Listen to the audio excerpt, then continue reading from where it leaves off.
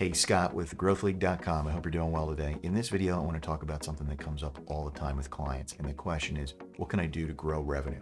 If you don't already have a simple plan and you're not staying disciplined with the activities needed to grow revenue, hang in there with me, watch this short video, and you're going to come away with a simple way to approach it.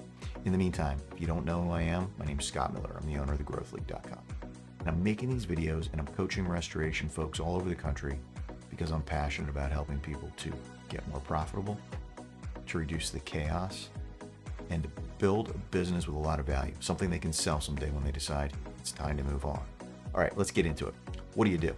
First step, book something on your calendar for you and your team, even if it's just you and one other person or you and a couple other people, or if you have a bigger team, you and your leadership team, and go through these 5 questions. 1, what verticals are you doing a good job in now? Number 2, who are your current customers and what can you do to get more work from them? And by the way, I recommend using flip chart paper where that you can tape on the wall or use the Post-it that has the sticky stuff across the top. It's great. Okay, so number 3, past referral sources. Who has given you work in the past and they haven't recently, maybe within the last month, and you're used to getting 1 or 2 a month from them and you haven't heard from them in a month or 2. Maybe it's somebody that you haven't heard from in a year. If you've got a production management CRM platform that can help you with this data, great. If not, you're gonna have to flip through old job files and figure out and make a list of who isn't referring anymore. Number 4, what's the low-hanging fruit in your business? For a lot of businesses, they're not leveraging the relationships associated with jobs. And what do I mean by that? Imagine you get a job from Google and it's an insurance job. There's an agent and an adjuster involved in that job. What are you doing to stay in touch with them on a regular basis to build a relationship? So that's an example of low-hanging fruit that you might be missing. Brainstorm, what else might there be?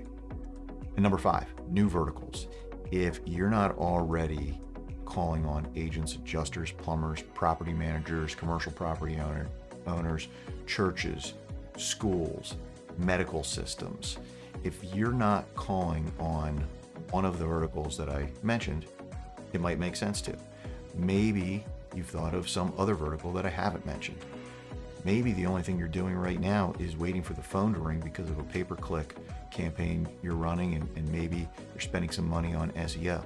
If that's the case, then you've got a lot of opportunities. Don't pick all of those verticals, but pick 1, maybe 2. Okay, so now that you've gone through that little 5-step process, it's time to put an action plan together. Who is going to do it, and what are they going to do, and what are the results that you expect? So for example, if we say Scott is going to call on adjusters associated with jobs that we've done in the past. So maybe the first step is we've got to create a list. So let's say we create a list of 20. So the who is Scott, the what is call and email 20 adjusters every 3 weeks on a 3-week rotation. And then the results are get 1 new referral in month 1 from an adjuster, right? And that's just the start. You can take it from there. You can add to those goals. You can have an annual revenue goal for adjusters as a referral source type. Same thing with other verticals. If you have any questions, or if I can help you through this process, or if you want to know how I help clients on an ongoing basis, just book a call with me by clicking the link below. See you in the next video.